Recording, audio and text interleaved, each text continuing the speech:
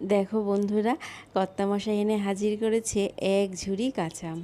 তার নাকি বেশ কিছুদিন ধরে আমের আচার খেতে ইচ্ছা করছে, তাও আবার তার মায়ের হাতের মতন। মায়ের হাতের সমস্ত রান্নাই অমৃতের সমান, তার না বলো? সেটা আচারই হোক কিংবা ডাল ভাতই হোক, আমি চেষ্টা করব। তার জন্য শাশুড়ি মার কাছ থেকে সমস্ত নিয়মটা শুনে নিয়েছি। তারপরে আমগুলোকে ছুলে চারফালি করে নিয়েছি। অন্যদিকে একটা মশলা রেডি করেছি। মশলাটার মধ্যে ছিল মৌরি, জিরে, ধনে আর শুকনো লঙ্কা। মশলাটাকে ভালো করে কড়াইতে দিয়ে টেলে একটা মিহি ডাস্ট করে নিয়েছি। আর এই মশলাটা আমি একটু বেশি করেই করে রেখে দিই, এরপরে কখনো চাটনি টাটনি করলে তাতে ছড়িয়ে দিই। মশলা হতে হতে কড়াইতে আমি জলটা দিয়ে দিয়েছিলাম, জলটা ফুটেও উঠেছে। এবার এর মধ্যে আগে থেকে কেটে রাখা আমগুলোকে ছেড়ে দেব। আমগুলোকে দিয়ে ভালো মতন করে একটু নাড়িয়ে চাড়িয়ে 5 থেকে 7 মিনিট অপেক্ষা করব।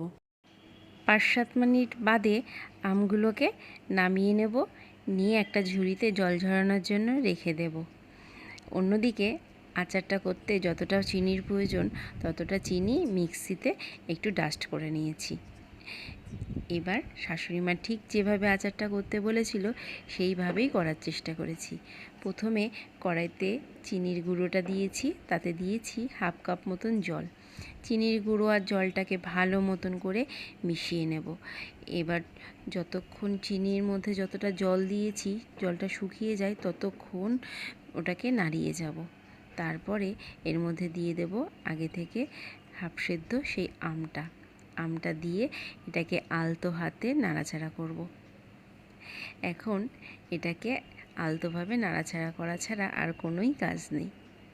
মাঝে মাঝেই নাড়তে হবে, যেহেতু এর মধ্যে চিনি আছে, তলাটা ঝরে যাওয়ার সম্ভাবনাটা থেকেই যায়। দেখো আম থেকে কতটা জল বেরিয়েছে। এবার এর মধ্যে দিয়ে দেব পরিমাণ মতন লবণ, দিয়ে জলটা যতক্ষণ না শোকায় ততক্ষণ এটাকে নাড়তে হবে।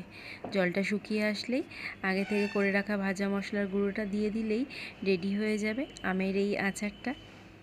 এটা না একদম জেলি জেলি একটা ভাব হয়, খেতে দারুণ লাগে খেতে এই আচারটা। রুটির পাতে, সকালে ডাল ভাতের পাতে বেশ ভালো লাগে।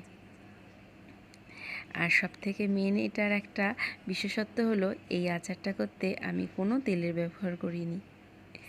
দেখো কত সুন্দর দেখতে হয়েছে, জেলি জেলি ভাব। তোমাদের রেসিপিটি কেমন লাগলো অবশ্যই কিন্তু আমাকে কমেন্ট করে জানিও।